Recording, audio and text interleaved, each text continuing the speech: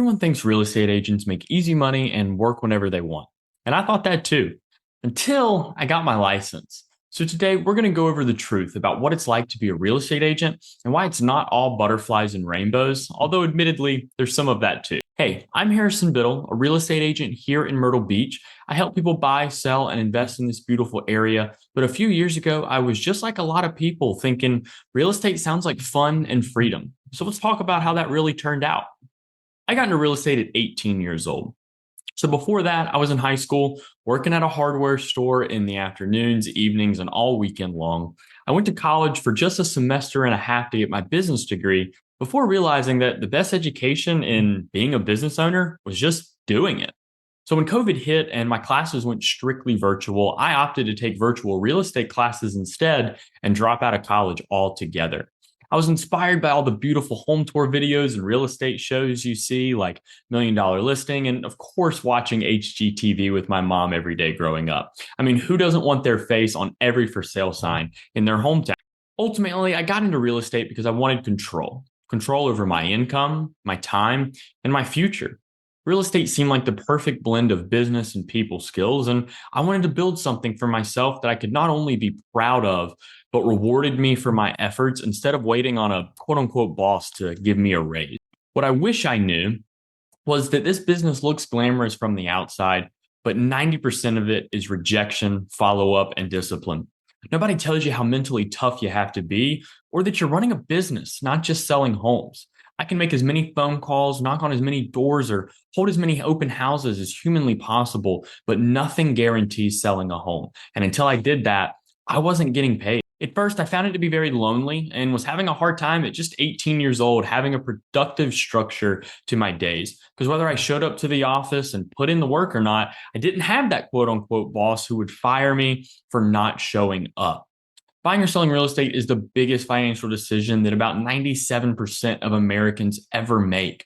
So learning the contracts and negotiating, it felt daunting to learn because making a mistake just wasn't going to be acceptable for me.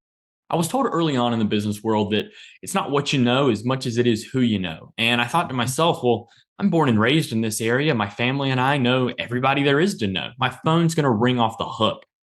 And to my surprise, it didn't ring one single time.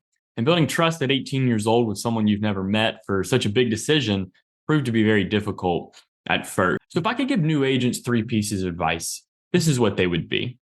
Number one, treat it like a business from day one. Track your numbers, know your costs, and time block.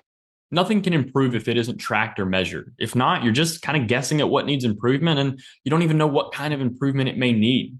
And knowing your costs is so huge, especially in a business where early on you can go months without getting a paycheck.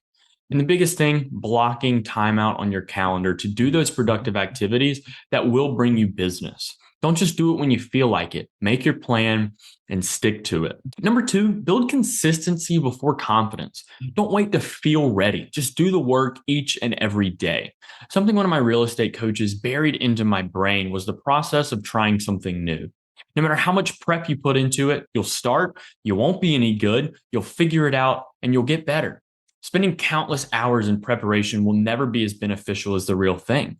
If you want to get better at riding a bike, shooting a basketball, or maybe golf, you can do all the research you want, but nothing actually improves those skills without the reps. So focus on repetition and that consistency, and the confidence will come. And number three, find a mentor or a community. The people you have around you will make or break your growth. As I just mentioned, I have a real estate coach. The best athletes have coaches, and even the best coaches have coaches. It's something that is always needed no matter what stage in your career you're in. As I also mentioned before, this business can be very lonely. Find your tribe and know that the fact that you are the sum of the five people you're closest to. So do an audit on your life. Are your relationships serving you or are they holding you back? Always strive to be the worst or even the dumbest person in the room, and you'll always be growing. At the end of the day, the best part of this business is the people. Helping someone close on their first home, seeing families plant roots here, it's what gets me fired up. It's not easy, but it's worth every bit of it. Seeing your clients fulfill their lifelong dreams of home ownership and accomplishing the next step to their American dream is the best feeling and makes you so proud of yourself. It gets me up every day and keeps me going for the future and being able to help more and more families each and every day.